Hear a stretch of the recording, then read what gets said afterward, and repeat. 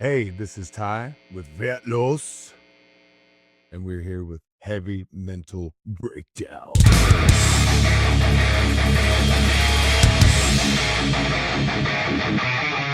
Yeah. I love how you did that, man.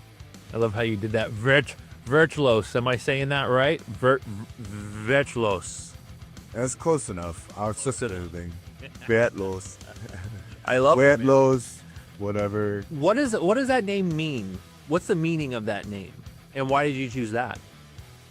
So, it means worthless in German.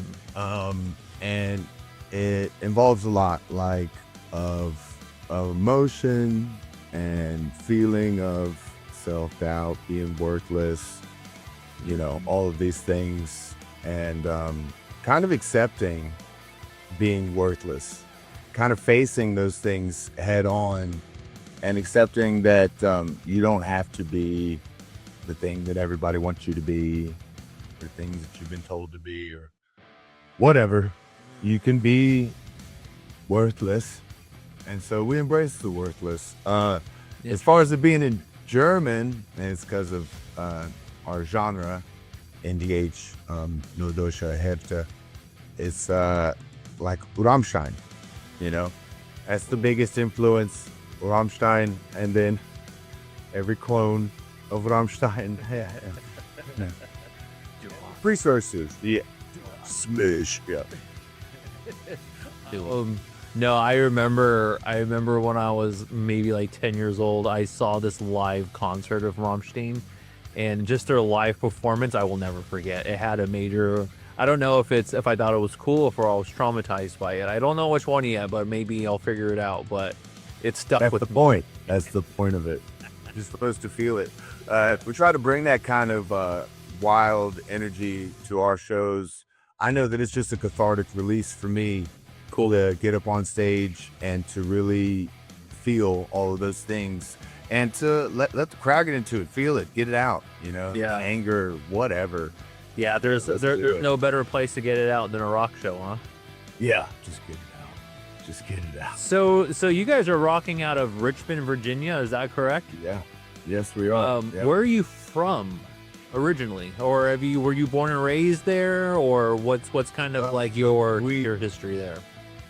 Me and my wife, who is also in the band, That's cool. we moved from Stewartstraft and Lyndhurst, Virginia. It's about 2 hours away. I mostly grew up there. She was raised there her whole life. And it's very rural, and all of that entails with being rural in America.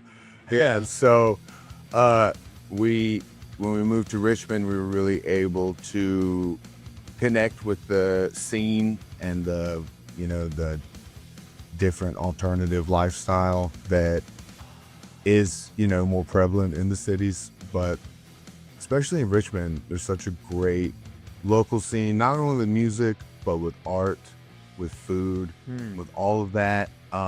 So I don't know, I love Richmond. The other members of the band are also from Richmond. Our bass player was born in Pennsylvania, and he was in Pennsylvania for like 20 years before he moved here. So, but we've all been friends for a very long time, and Cool. There's nothing better than making music with people you love, like friends in your life, huh? That's when a lot of the greatest stuff comes out, is when you're in a writing music is very vulnerable. So when you're writing it and doing it with people you trust, there's really nothing better than that.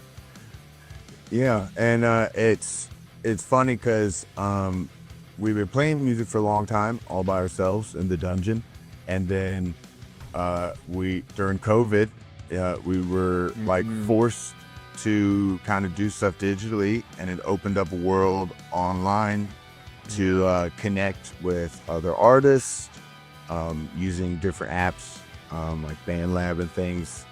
And next thing you know, you have more of an audience for your music and your art, and there's a connection that you didn't know would happen. Yeah. You just thought you were being cool in your dungeon. Yeah. And you know, taking it from doing it for yourself, right, and then actually putting yourself out there. It's funny that that step happened during COVID when we were all by ourselves. So it's just funny. I think I hear that in a lot of artists, though. You know, Yeah. they were really able to reconnect with something there. Yeah, doing these interviews, I have definitely found that a lot of bands really kind of found themselves that year. Yeah. You know, they were all kind of forced to reevaluate and evaluate themselves and their music, and a lot of us needed a place to let that anger out, or a place to just let out whatever emotion we were feeling at that time. Because there was definitely a lot. For me, it was script writing. I wrote a lot of like psychological horror short films and stuff like that. A lot of artists needed that place, and I feel like throughout time, it kind of made us who we are today, going through that, because we all went through it together. You know, we all had different stories, but we all went through it together, so we understand it. You say COVID, and you say the year 2020, and I'm like, man, I know the hardships that year. So that was something that a lot of people can relate to, and a lot of us have kind of found ourselves in that time. So looking back on it 5 years later, it's kind of wild to be like, this is where I was. Even just comparing ourselves to 2019 and just the person we were then, just to that next year and how that transformed us. Do you think that COVID kind of helped, in a way, guide your music journey, and it kind of made you the artist who you are today? Or do you feel like it was just something that you needed to learn to adapt to, or do you feel like it helped you? It was serendipitous, because you had COVID, and then you also had Emily had cancer. So, and we were going through that during COVID and had surgery and all that. And it made us realize, COVID and that together made you realize, you know, you're only around so long. Yeah. No matter if you want to be or not, you're only here so long, and it's what you do with that time. And we decided to, you know, actually put ourselves out there with the art, and see, you know, for good or bad, if people hated it or liked it, whatever. You want people to like it, but also you want people to think and, you know, be confronted with things, because that's how you get them. And a lot of people don't like that at first, you know, but then you learn to love it. Yeah. Yeah, I think you used a very powerful word early on in the word acceptance. Whether it's good or bad, you know, accepting where you're at and accepting your situation is a huge step. Yes. Because people live forever in just confusion and not knowing what to do, where to go, what voice to what inner voice or outer voice to listen to. So when you just accepted where you're at and this is what the issue is, you can fix it. Well, it's funny. It kind of connects with some of the lyrics in Wahnsinn about groupthink and the need to be told what to do, to be put on the right path. And so when you really embrace that, which is very easy to do, tell me what to do, right? You just can be taken down the wrong path, or a path that doesn't work for you. I don't want to say wrong. There's so many paths and everybody's different. So someone tells you that's the way they did it, that doesn't mean that's the way you can do it, right? Yeah. So you can't judge them for giving you that advice. You also can't equate it, you know, in the same manner. So you have to find. Yeah, we are only responsible for ourselves and our own decisions. We can't blame it on anybody else. Or you told me this worked for you, it didn't work for me. It's like all you can do is get advice, and people can share their stories and make the best decision. But you have to hold yourself accountable for that decision that you make. So, well, you brought it up. You brought up a song called Wahnsinn. And that's why we are here today. We are breaking that track down. Why did you choose this one out of all your tracks to break down? Well, I know it just came out last month. It is a kind of a brand new track for you guys. Is that why you chose this one? Because it's new, or is it a little heavy in the lyrics for you? What about this song? Well, there's multiple reasons I'd like to talk about Wahnsinn. I think one of the main ones is it's a really good segue into our new album that's coming out on March 13th. And it's going to delve into all sorts of things that have to do with mental health and things like that. Because a lot of our writing is like that. And a lot of it, the pain of being alive, the pain of living. Not to talk about another song too much, but Never Die of our first album, it was very much about suicidal thoughts and fighting with that. And I think that Wahnsinn is more about the masses and how mass psychology and things can affect you as an individual so powerfully, but you're so stuck in thinking it's you, right? Mm-hmm. That it's you with the depression and it's you with the anxiety and it's all this. And a lot of it is the world putting it on you. And Wahnsinn is so I thought it was a different way of, because so many of the other songs are individual mental health issues, which everyone has mental health issues. The word issue has a negative connotation, I think, but has mental health upkeep that they must do. And like with Wahnsinn, as a world, as a people, as a culture, we all have that to do. And it's easy to, once again, get told what to do, become a little sheep, because it does feel good for the conformity, feels good, right? But ultimately it leaves you hollow. Yeah. It just leaves you hollow and looking in a mirror and seeing someone you don't recognize. Yeah. So I like that you said that, because I feel there's comfort in following. You can watch the news and take it for just what it is, or you can question it and be like, is there more behind this? And it's not even just the news, it's kind of anything. It's anything in life. It's careers, it's relationships, it's family dynamics, whatever it is. And it's easy to just, we say the word accept, but sometimes acceptance is not a good thing. Sometimes it's if you just accept your situation for what it is and don't do anything about it, and just even if internally you're not feeling good about it, if you just accept it, that, and like you said earlier, that could just lead you down the wrong path. And that's something that I've been dealing with a lot just this last year, is just, what do I believe? And I'm not just talking about like just spiritually or politically, just everything. Like, I find myself these days kind of just questioning everything.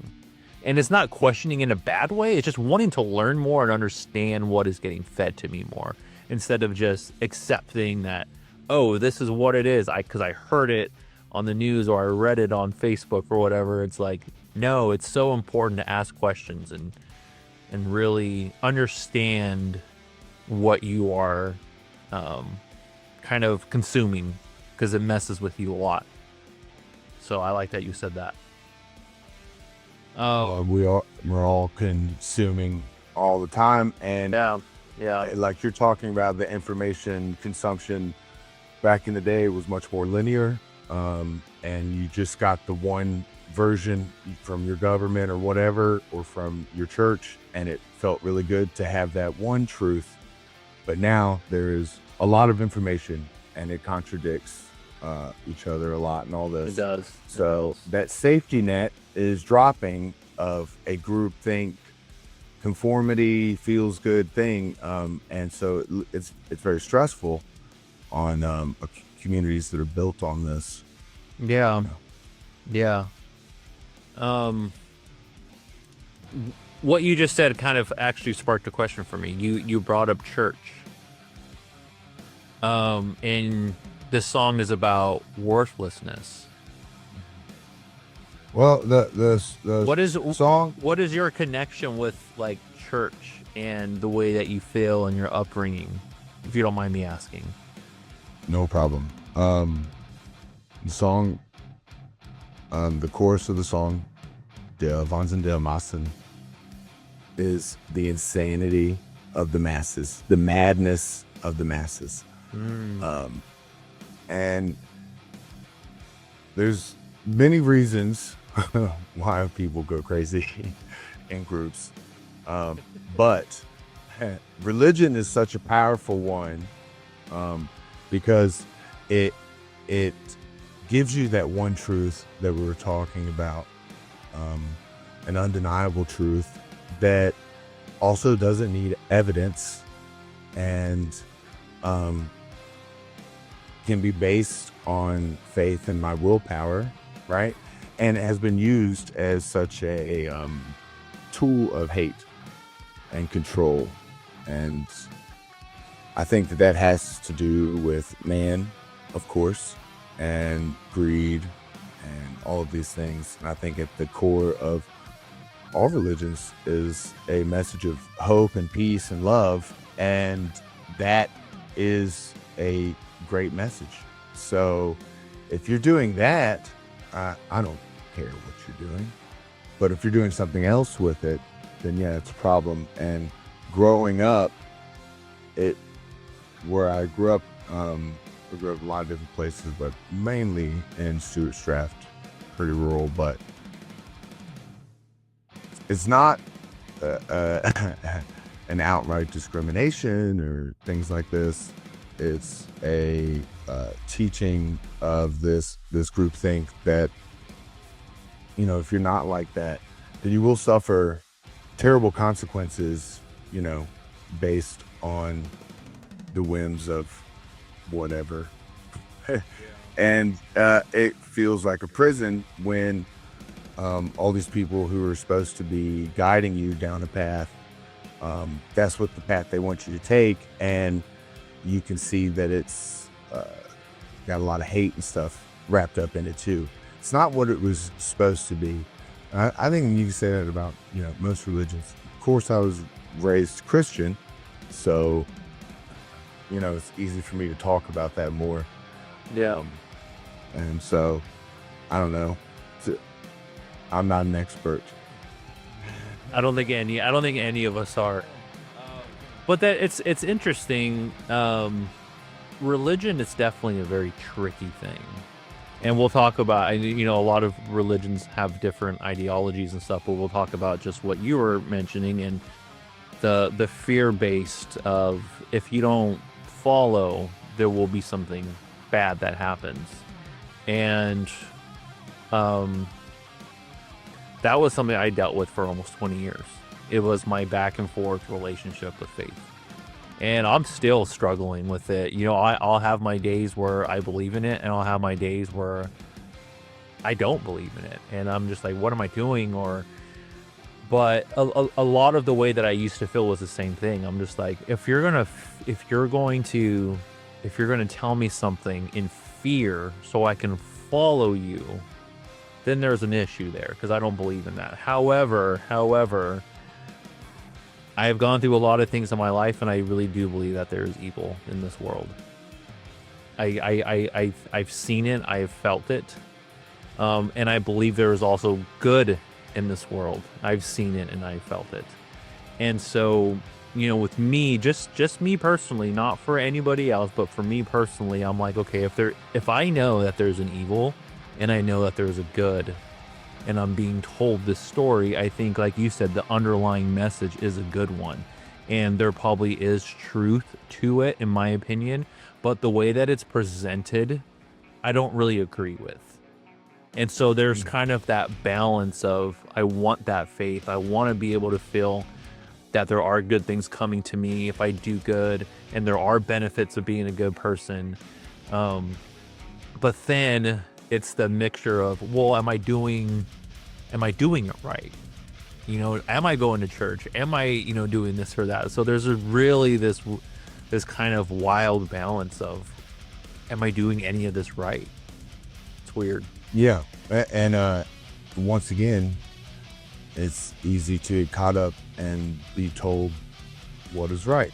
And to have your, you know, whole being based around the opinions or objections of someone else that maybe you've never met. And so it's really hard to base. You know, when you come to that realization, like, man, base them all, then you just put it in faith. You go, well, it's from God. You know, these whatever religion you say is from God. And when I think it's quite obvious that all of it can't be from God, because some of it is very ungodlike. And when you speak of like evil, right, it's kind of like when in fox or a creature is hunting and gets into a nest of babies. To the babies, you know, this is an evil thing. To the creature, it's like, this is what I was raised, whatever, to do.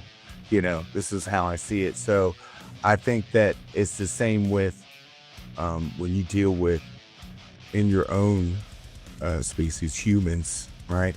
I've worked in prisons and dealt with a lot of mental health offenders, and I also felt like they were evil at the time because of my upbringing and different, you know, misconceptions that I had, not knowing that it's a real mental illness. It's really not like overcomable in front of me. And it took me a long time to realize that. I wanted to wrap it up and put it in a box that if I pray and I do good or whatever, that a demon or whatever won't affect me like this person is being affected. And then realizing, oh no, you're a predator or whatever, because you have like real issues that go beyond your upbringing to like an environmental and like maybe even nutritional, because you see it so much in the poor low income brackets and things like this. And we know that the gut biome is directly attached to the different enzymes and things that you make in your brain for like mental connectivity. So like once again, we go back to the group thing, and is that like an intentional messing with us sort of thing? It gets you questioning a lot of things, you know. Yeah. As another pillar of control, maybe. Yeah. How big of a role does faith specifically play in your music? I think it's a pretty decent role. Our first EP, Wolstein Gott, is Where's Your God? And it's a simple question to, you know, evoke an answer, whatever it may be. Just would like to know the answer. Yeah. And I just want to hear what you say. And Yeah. It is a very interesting question to ask somebody. yeah, where's your God? Yeah. And you know, are we talking about like a physical place? Is it in your heart? Is it in the closet? Is it in the clouds? Is it all around us? Is it, you know, how do you see it? Yeah. It's on ChatGPT. Yo, no. It's, Would you consider your band a faith-based band then, or no? No, I don't think we're a faith-based band in that sense. It's kind of like Leibach, who is a really instrumental, innovative band from Slovenia. Leibach. I gotta check them out. Yeah, no, I'll send you. very, pioneers in the industrial scene and avant-garde, all this. Cool. And what they said about their music was it's like an interrogation machine. It's like my art is here to Interrogation machine. it is here to make questions, make you have answers. I like when art is in your face like that and makes you think. I think it's what it's supposed to be. There's a place for art that just feels good and calms you down, whatever, but I think that really great art should surprise you, should make you think. Surprise you. I like that. Yeah. Should question you, make you question things that, you don't want to question a lot of times. Yeah. Make think about things that are like, there's a place for both types of art. I think that type, though, is more impactful. Yeah, me too. Me too. I went through the hardest time in my life a couple years ago, and it was definitely the hardest time. And I was forced to be with myself alone, and it made me question a lot of things about myself. Because when you are wanting nothing more than just to not be alive and being stuck in a room by yourself, it makes you question a lot of things. It makes you question who you are, what you do, what you believe, why you're doing it, finances, religion. When you kind of go through this awakening process of when something bad happens to you, and then you have to work yourself out of it, and you're forced to, when situations are just completely out of your control, and you're forced to just sit there and think about your life and your decisions and how you want to move forward. It is not an easy thing. That is the most terrifying thing to a lot of people. And I think a lot of us don't go through it until we're kind of forced to. It's true. But I am so glad that I went through that. I needed it, because I feel I am the person I am today because of it. And it's kind of why this podcast even exists. It was an idea that came up a couple years ago, and I was just kind of terrified to do it. I'm like, go on and talk about my life and my trauma with other people and share it to the world. That sounds fucking terrifying.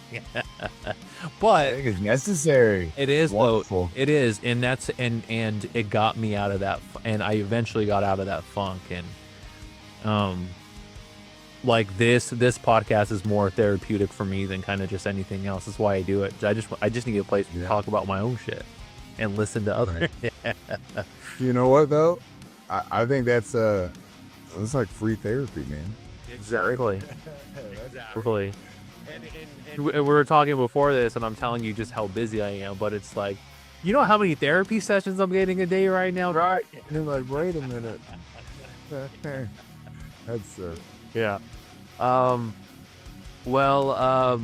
I have a ton of questions for you. Honestly, I've been taking a bunch of notes here, but I want to ask the questions as they relate to these song lyrics. So I think it's time to rock out to this track here. I think you've teased us enough with all the details behind it. All right, this is WERTLOS with Wahnsinn. Let's break it down.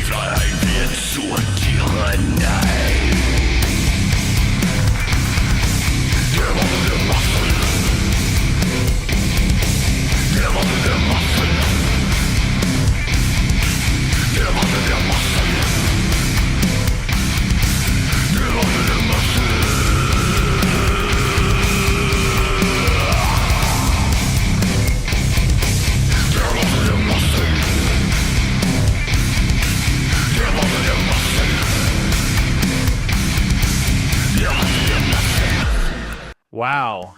Wow, wow, wow.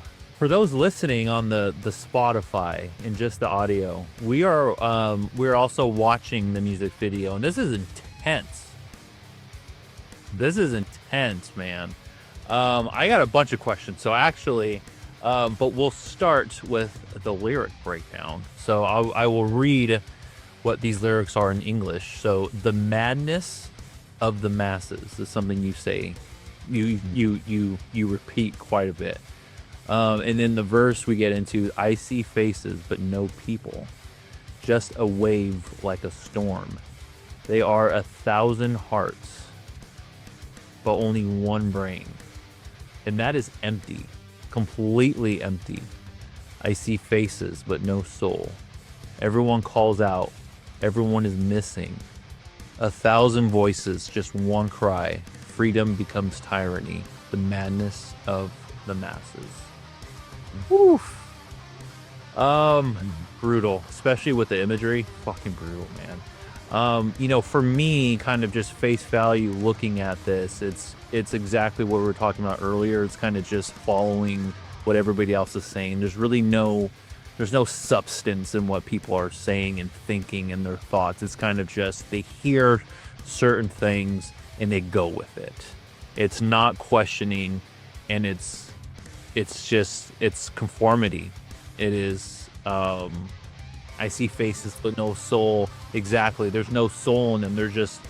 They're people, of course, but they all just have the same thoughts, and there's nothing of substance there. 1,000 voices, but they're all just saying the same thing. So it doesn't matter if it's 1,000 voices or 10,000 voices. It's the concept of all just saying the same things. It's like a wave, like a storm. There are 1,000 hearts, but only one brain. They're all thinking exactly the same. Wrap up this first verse for me and what it means to you.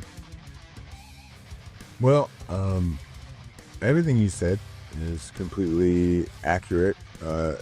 That we were definitely talking about all of this before. Yeah. About the feeling of being swept up in it, it's powerful, like a storm. And it's scary too, because it's usually targeted towards something or a people, usually an enemy. That kind of groupthink usually is, and so it's a powerful force that you become a part of. But if you look deeper at the individual, I think, like the line says, the "An jeder Ruf, an jeder Fehler," which is, you know, everyone's calling out, but everyone's missing. You know, it's like, you know, you want the fulfillment, but it's not working. It's not working. Loud as you yell and scream, it's not working. You still haven't faced what's inside of you, while you're really so empty that you'll be swept up in this kind of thing. And it also is very much themed into, you know, today's society of authoritarianism and I don't know, these dictatorial type of governments that are springing up again. So that's a scary thought. It is. I agree with that. So going back to this music video, there's a book that is burning and there's lies on there. What is that book you're holding? So once again, this is supposed to be a nondescript book. This is supposed to be, you know, a representation of written knowledge that is infallible and is truth. Okay, so it's not like specific towards like this is the Bible and these, you know, okay, it could be. That's, you know, when I first saw that book, I was like, oh shit, is that a Bible with lies written on it and they're burning this? I was like, man, this got dark. That's exactly the reason why it's kind of nondescript is like, you with your upbringing and things, that's your interpretation of, you know, what would be that And it's telling too, because it says lies and hate on it.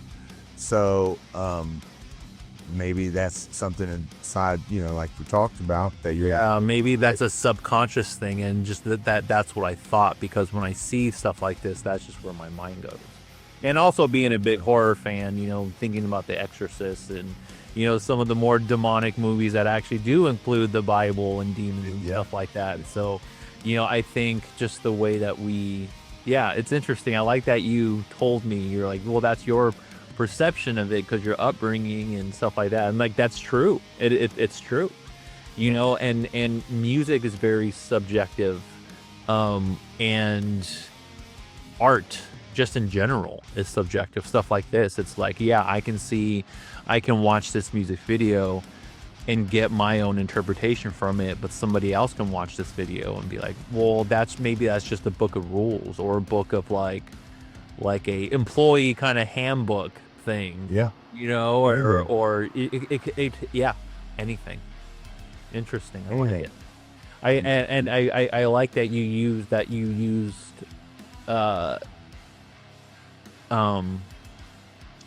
what I was looking for. I like that you used something that wasn't clear on what it was, so it leaves people questioning. And that's what you said earlier on, and like, that's one of your goals is for music, to get people to question things and evaluate them on their own. And evaluate everything, the system, yourself, really look into the different gears that make this turn.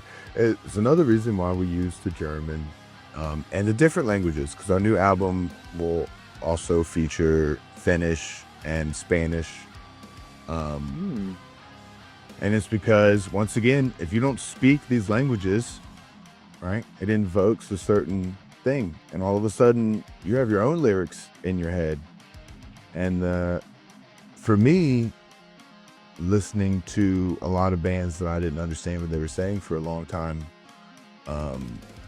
the feeling of the music, the feeling of the singer, the feeling of all that gave me a message. So I was able to use that for like whatever I was going through. If I was depressed, and I really fell in love with music with different languages because of that. And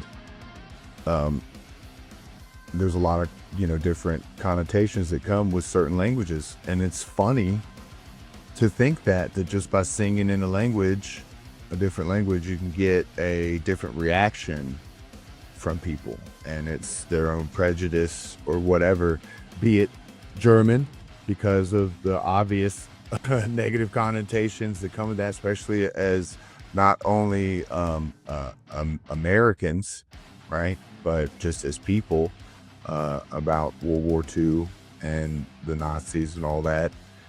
And then the same thing with like Spanish, and people today, how they will be discriminatory on if they hear Spanish in a song, just because it's a different language, and everyone's been programmed that English is the one language that we should all be making art in or something. And I just don't find that to be true. And I also like the idea of it being personal to you in another way. I know for me, like Rammstein and Boom, Hellmaschine, all these German bands made me want to learn German because I love the way it sounded, but the poetic nature of it too, to be so powerful with a few words. So yeah, I like that you said a few words, because there's really not many words that you need to say for to make someone think. Like, you don't need a long list of things. Sometimes it's a single word, and when you're saying it through emotion and aggressiveness like this is, it kind of feels good, doesn't it, to kind of get it out a little bit. WERTLOS is supposed to be a cathartic experience, and not only are you, if you want to look deeper into lyrics and things, yes, sure, there's messages and things, but a lot of it, just like this song is written for you to put whatever you want. What do you see is the insanity of the masses right now? What is it? What's crazy to you, and why? And are you on the other side as part of the other mass? Because there's multiple insane masses running around. Like, what is your mass thing? And it makes you question yourself. Interesting. What is your masses? Yeah. Because you definitely are subscribing to something, most likely. And so a mass can almost just be metalheads. Yeah. I mean, it's a community, and it's got a more than likely, like anything else, it has a certain culture and language and all these things. Culture, and, I like that. Mm-hmm. And it's easy to get into cognitive dissonance about what you're doing, why you're doing it.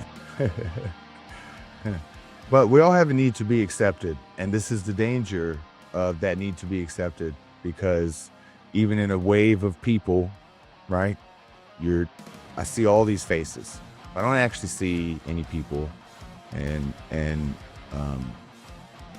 it's the self-expression gets lost, and that's the point of the mass thought and the vague messagery that, you know, catches you from propaganda, whatever, what have you.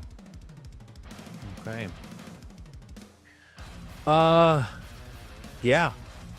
Yeah, you're making me think on this one, on this interview. You're making me think. I was just like, wow, this is some good stuff. I like it a lot.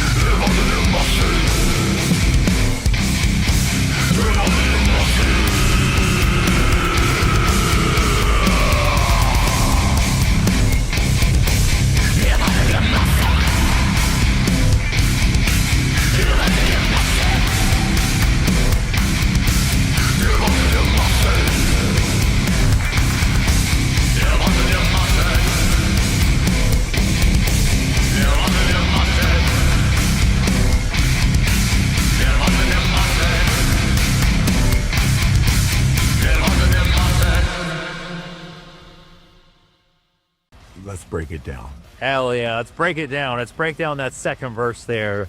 The individual, so small and silent, spins around silently in a daze, a herd animal without a goal, loses feeling in the great intoxication, and when the frenzy finally breaks, the masses recognize their face.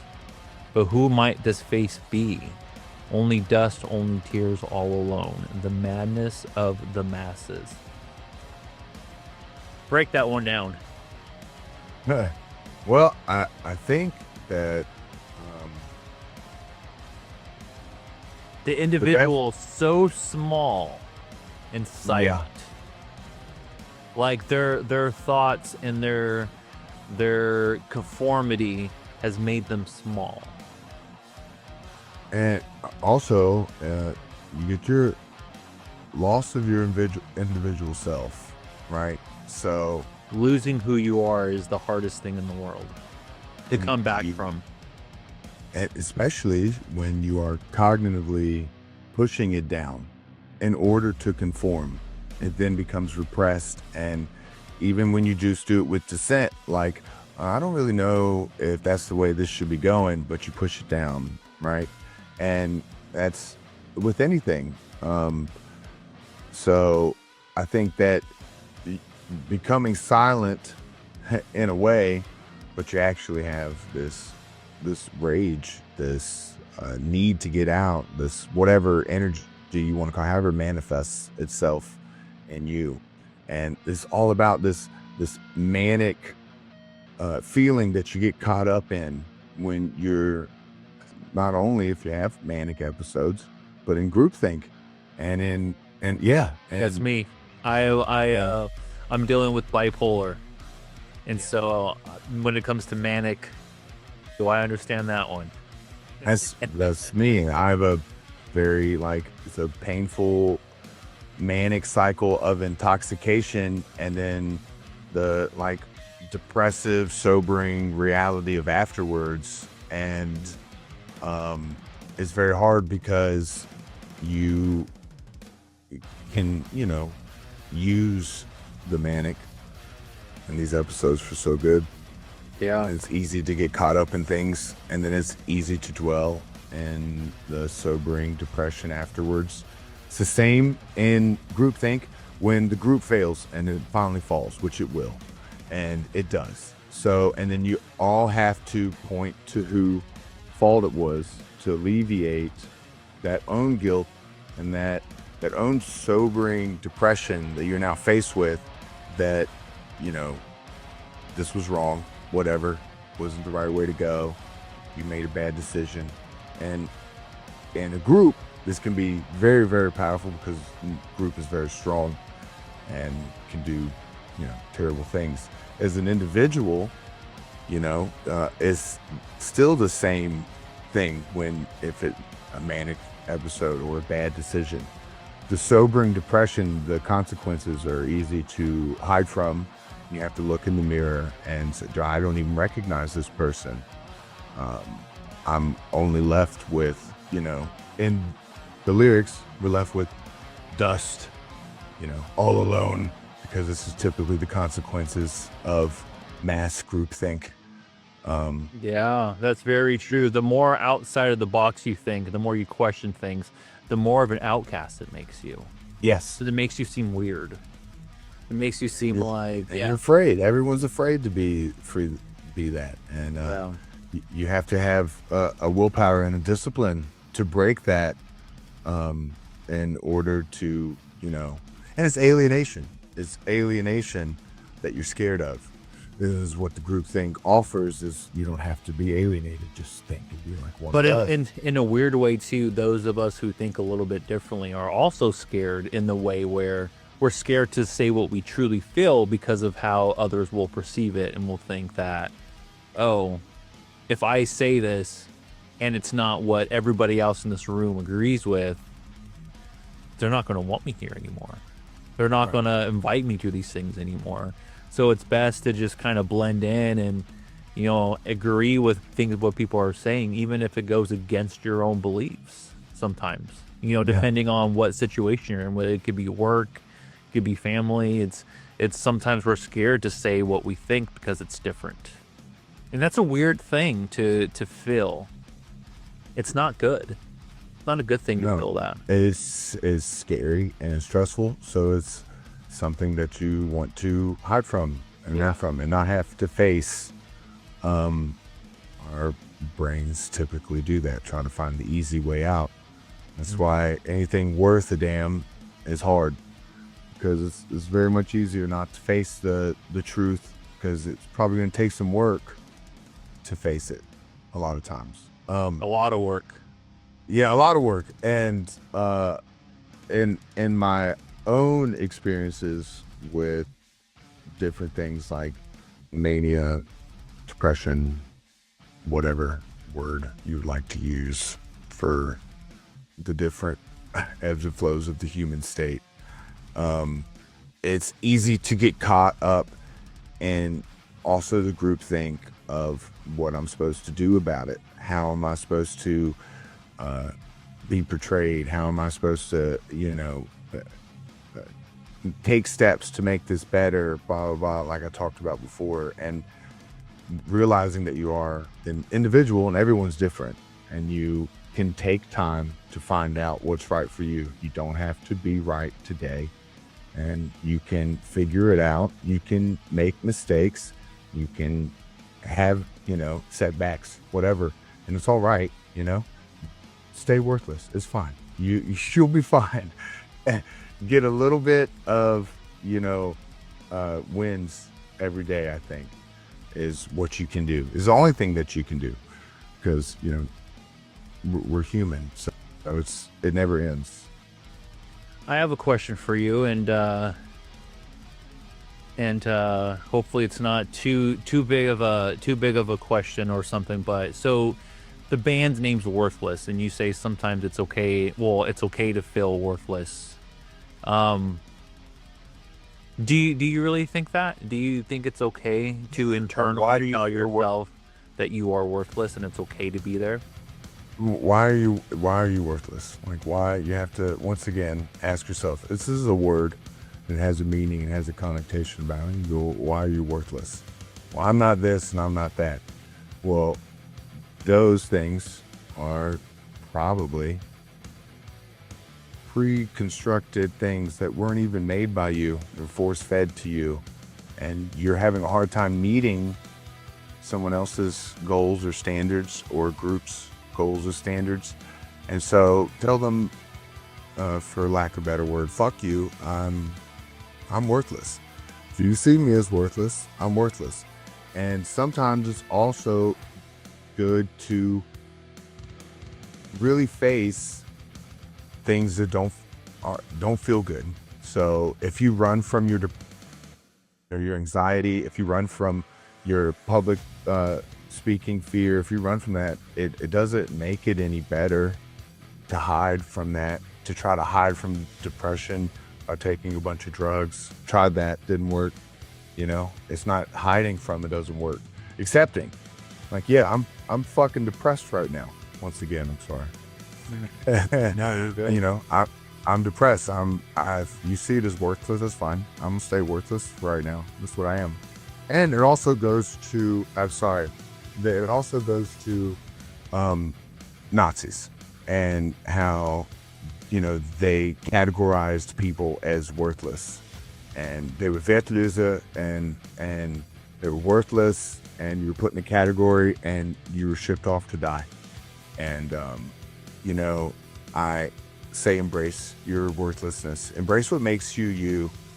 Always be working, always be trying to improve. But that's you. It was you then, that's you later, right? It's still you. So you have to embrace the versions of yourself. And sometimes they're really ugly. You have to look in the mirror.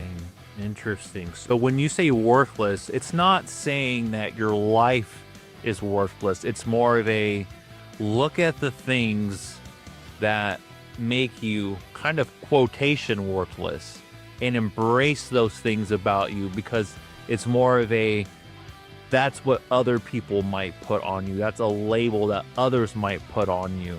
And when you embrace the things that people can see as worthless, it kind of just makes you powerful. So the name behind the band and that kind of the concept is almost like, well, it's like you said, it's a fuck you. Like, you think I'm worthless? That's fine. You can think whatever you want. But I'm working on myself, and I know that I have flaws, but I'm working on it I'm working to get better, and that's really all I can do.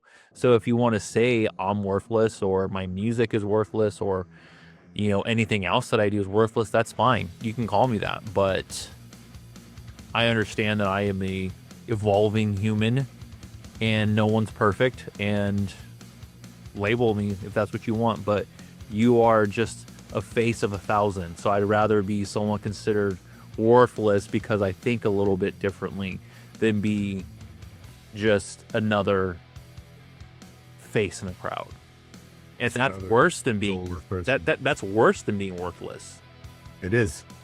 Because at least if I'm worthless, you're getting ready to say it. At least I have me. At least I have me. Yeah. Interesting. It's an interesting perspective to look at it this way, and I like it. It's a different way of thinking about it and wording it. One of my favorite songs is "The Way I Am" by Eminem.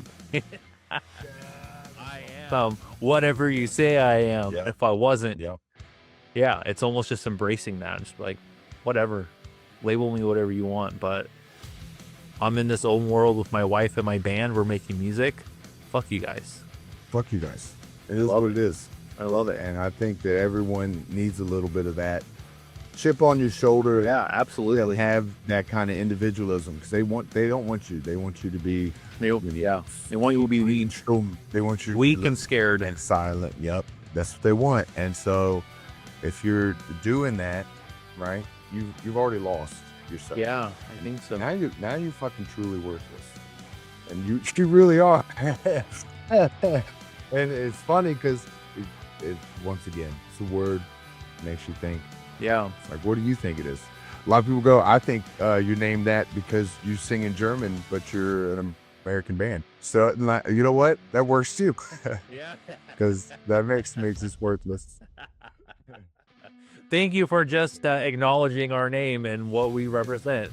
You are exactly why we named our band this. Just whatever you like it. So tough question. Just listening to you and just feeling your emotion behind the words that you say, and why is mental health in your music so important to you? Like, what is the story behind the band story of what makes you so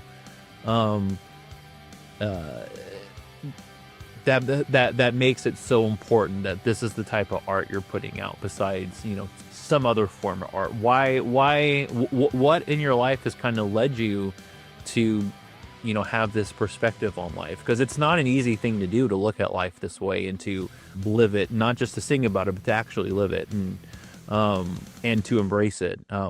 What is there anything that has kind of sparked this in you? Of course. Growing up, I had a chaotic home life, all that stuff.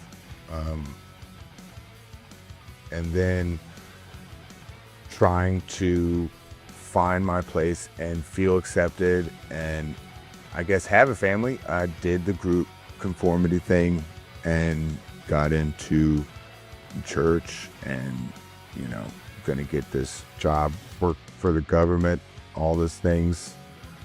And I was just empty and it was eating me alive, and I was not facing any of the real things that were, battling inside of me, for my soul, for my psyche, and then for me physically, my body. And it took a big toll on me. And I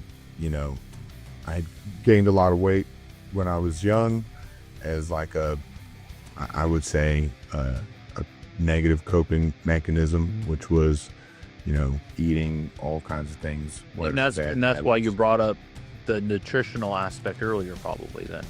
Yeah, and I do think that it goes to poisoning your mind. And so there's like self-doubt, negative self-thought, and then putting that stuff in the closet. And so then I also let my rage rule the day most of the time, and thought that as a man, I could do that. I'm allowed to do that. And then all of these walls, they came crashing down, and I realized that all of that stuff was pre-constructed bullshit to make myself feel better, and wasn't working, which is hilarious because it doesn't even work. And I had to do my own soul searching. Yeah. And so, and I've always listened to the darker music, Rammstein, whatever, and had this inside of me, but was pushing it down to be more like what I thought I was supposed to be. And it, realizing that it was hurting me much more mentally, and it was making me, for lack of a better word, insane. So this song to me almost seems like a self-reflection song. So you're saying this is where you were at, or this is the path that you were headed down, or both? I think both. I think you can think that you're being an individual and doing the right thing and going into this path very easy. You always have to be, vigilant and observant about yourself and questioning yourself and self-improving, because you never stop doing that and learning. And I think that also understanding that you're You're just not gonna live up to all the hype, all the things that you want to live up to, that your fan, whatever, that people put it up. It's just not gonna happen, right? And to accept that, then what does happen will be much more meaningful to you. And, you know, it's very easy to want to get caught up and have this shared experiences with a group, so that we can all have this victory of whatever it is, just, you know, whatever it is together.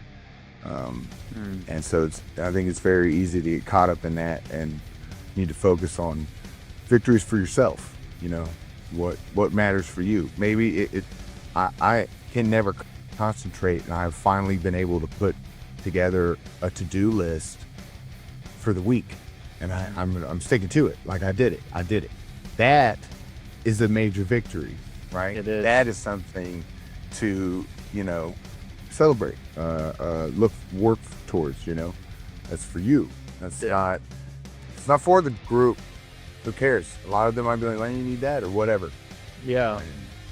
Yeah, I think the mind that you have works perfect for your music, because it sees like you've picked up little things throughout your life that has helped kind of make you a better person, and it's helped kind of snap you out of a mindset that you were unhappy with. You know, maybe you were doing the 9 to 5 and believing everything you were told and kind of just going through it, but now you're like, yeah, I do have that job, but I'm also making this music, and I have a place, you know, where I can get this out, instead of taking it out in whatever way, whether it's alcohol or drugs or whatever. It's, you know, right.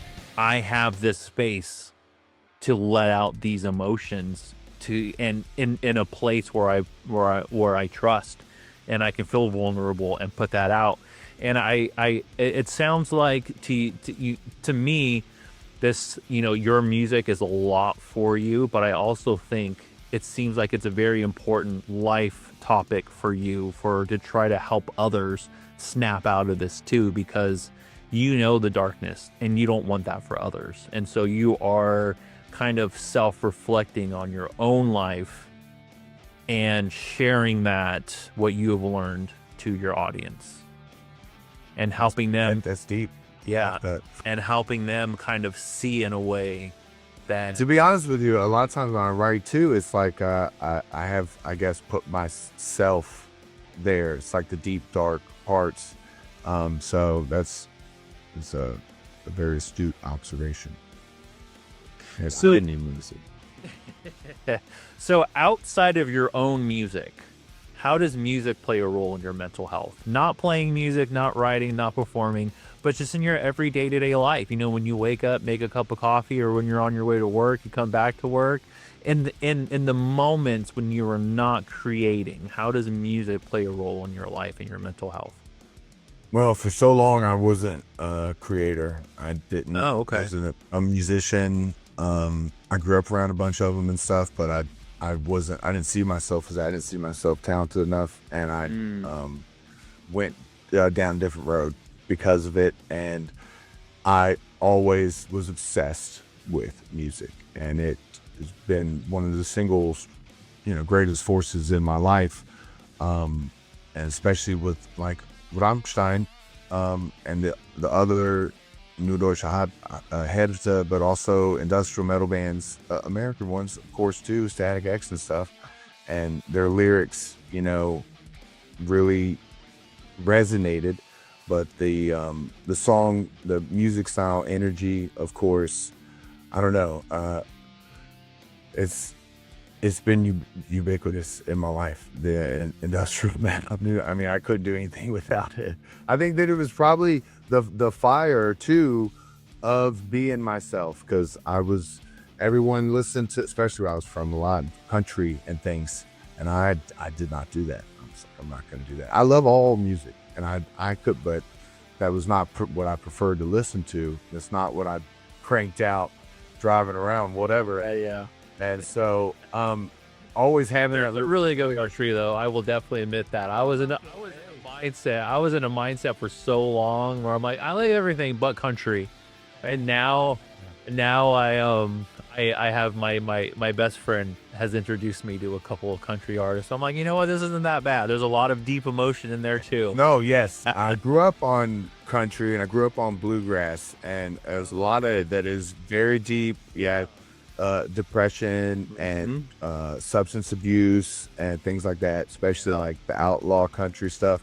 So I'm not going to consider this, but Outlaw country, yeah.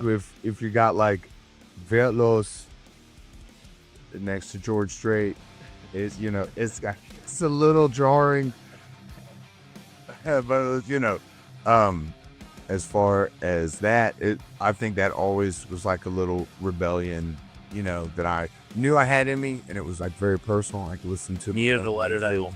yeah, and I'm inside here, but also it was part of my identity. I went in 2005 to Berlin to see Rammstein live, and that changed my life. Wow. So like That's awesome.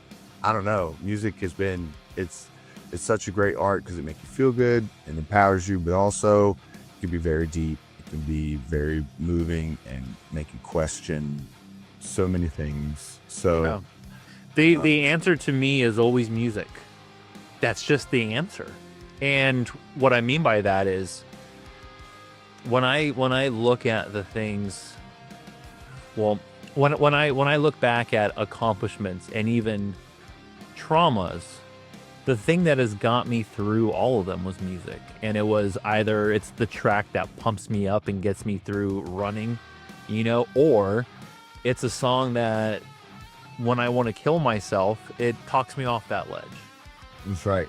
and I think of Or lets me live in that moment really intensely for a minute. Maybe just like get it out. It's okay to be sad for 5 I'm minutes. gonna embrace, and I'm gonna stay worthless right here in this little, and just let it be, because and that's okay. It's very healing.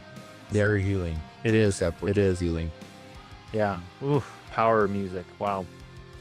So, with you getting into this at a later stage of your life instead of growing up playing music, it kind of happened a little bit later. How does it feel now? How does it feel, you being where you're at your stage in your life and making art that is healing you? And I'm sure it's also healing the band and, their own personal ways too. How does it feel now that you're at this place and the music is out? And so if anybody wants to learn about you just as a person, they can look at these lyrics and dissect them and learn more about you personally. So being at a moment where this song was kind of about you to it now flipping and looking at it from a different perspective being in your life, how does that feel? Well, I if I'm being really honest, this is the greatest thing I've ever done in my life for my mental health, for myself, for my relationship with my friends in the band and my wife. I don't know. This is true freedom and meeting everyone in the scene. The Richmond scene is so vibrant. So many artists that are great, like Circuit Preacher, Pain Generator, Symphony of Destiny you had on here, Velvet Ruin, Grey Rot. I go on and on. I gotta check out some of these bands. Oh, there's so many good. They're amazing. Shovelhead. I'll just keep going, and like they're really, and is Prophet. Yeah, like I mean, there's just so many good bands, and then the scene that goes with it, and the great camaraderie that you get at being at these places like Fallout. That's just a great alternative spot that is really rare, and like we were having our album release show March 14th as Odin's, and that is like the sickest place. March 14th, huh? Yeah, I might have to make a little trip. come on down, you'll love it. We'll set something on fire, you'll love it. Set some shit on fire. Love it. Set some shit on fire, whatever. What? Well, I'm glad that you found music I'm not found music, but like found it in a way for you personally to be creative. A lot of us love music, we love listening to it, but I feel creating it and finding it in a way where it helps you find yourself. I think that It was getting the strength to put it out there. it's not an easy thing to do. It's hard. It's very, very hard. Not only just putting your art out into the world, but your own emotions and it being Use like written so in a way where it's like, yeah, I understand what you're talking about. I understand what you're feeling. It's a very vulnerable place to be in. It is. How has the crowd and your fans and followers reacted to your music? They seem to have a lot of fun. Good. That's a great emotion to have. Yeah, I think that they have a lot of fun. We have a lot of fun, so they have a lot of fun. It's an energetic show. Good. The reality that there's just not, really there's some American bands doing NDH, but not really. And so that's really cool because people who are fans of that genre, it's very hard to get to Europe to see these bands, that you idolize or whatever, whether there's just so many of them if you're into that kind of music. So I think that for the fans that really like the genre, it's really nice to have that in it. And I know that I would have been obsessed with any NDH band that I got to see, anyone. The whole point of making art, especially music, is for you to create the music that you would listen to, because that's when the passion comes. Yeah, and I totally agree. And like, so if nobody listens to it, it would be fine with me too. I do not mind playing to an empty room because it's still a lot of fun. So, and one of my favorite quotes to use on this podcast is if someone needs it, they'll find it. Yeah, it's true. That is very true. Yep, it'll happen. Mm-hmm. And I think being willing to come on a podcast and share this story, I think it'll help a lot of them understand you and your band and your lyrics a little bit more and have that more deeper connection. Because that's one of the whole points of this too. Like I want to kind of bridge a gap between fans and the artists and just make it feel more like a community than you're the artist, I'm the fan, and that's all that it is. Being able to get in the minds of these people and really understand them as people and how their art works is very important to me. Art has changed and artists have changed and the access to them has changed. Mm-hmm. And so now like what you're doing, I think it's just the way it's going, for artists to want to know more about it and have more personal connection, because we can just Zoom. I can be wherever, don't have to set up crazy things. Yeah. So I think that's the future of all of it anyway. Yeah, and it's great because it makes the art way more powerful too. Mm-hmm. Yeah. So speaking of art, you have a new album coming out in March. Yeah. Tell us about this album and what is the hype this up for us? What can you tell us about it? Yeah, so we have released one single already, Allegiance, then we did Wahnsinn, and this is going to be Relapse, the album, because it's our second album, and also because of the what relapse means. I know for most of us, substance abuse, drug addiction, of course, has been a challenge. Yeah. So with this album, it faces all those things. It has more of a political connotations to the songs too, like you see with Wahnsinn. Before it was a little bit more just like dark imagery and feelings, and now it's evolved a little bit harder to have more of an interrogation to it, to make you question yourself. It's going to be harder than our first stuff, definitely. And we're gonna be playing quite a bit of it at our first show. Yeah. Of it. Well, this upcoming March is the 1-year anniversary of this podcast, so I plan on doing like a mass like interview. Like, let's bring on like just a bunch of the people who are in this first year with us. Let's just have a session and talk, and just be like, hey, so how have you been since this? And everybody kind of just giving advice and bring everybody kind of back together. Not everybody, because it's gonna be a lot, but a lot of people. Whoever can make it, and it's gonna be fun. So we'd love to have you back on, man, and we'll break down another track on the new album. No, I'd love to. And we'll do it as soon as you're ready, and we'll launch it the week of we'll launch the episode the week of the show. And is the show the same week as the album? Is it the same day? Like, so what's kind of album? The album is released March 13th, Friday the 13th. Hell yeah! And then I'll wear my my Jason jersey. That's what I need. That's what I need in one. Thank you. Dankeschön.